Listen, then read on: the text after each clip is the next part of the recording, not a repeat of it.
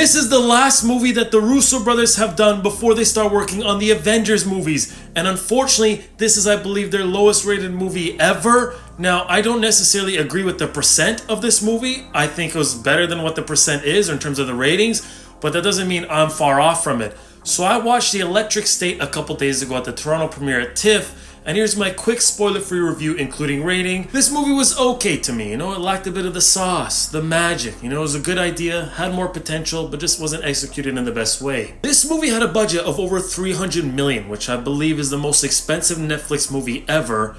And you could see at least, where some of that budget went in terms of like the CGI and the special effects and how the robots looked. I think were good, didn't have any problems. This movie, I believe, is based on the book called The Electric State, which I've only briefly seen before. And in terms of the way the book looks and how the characters look, they look pretty accurate in this movie. I just don't remember in terms of story-wise how accurate. The characters in this movie were okay. I didn't really get fully invested with really any of them to be feel any type of way in terms of something bad happened to them or not. So the overall acting was solid. I mean, Chris Pratt, I like Chris Pratt, and he plays kind of the same kind of character that we usually see him in, just with a different haircut. I didn't really like Millie Bobby Brown's character. I thought her character was a little bit annoying. The pacing was fine. The overall dialogue could have been better. There are some jokes that are thrown out there that did not land at all for me, and then there are certain moments that I think was trying to be serious that was unintentionally funny. The overall cast is solid though. You got Stanley Tucci, which I really like him and his acting, but in this movie he plays a similar character that he has before, and I don't think his dialogue was the best. Coleman Domingo's in this movie.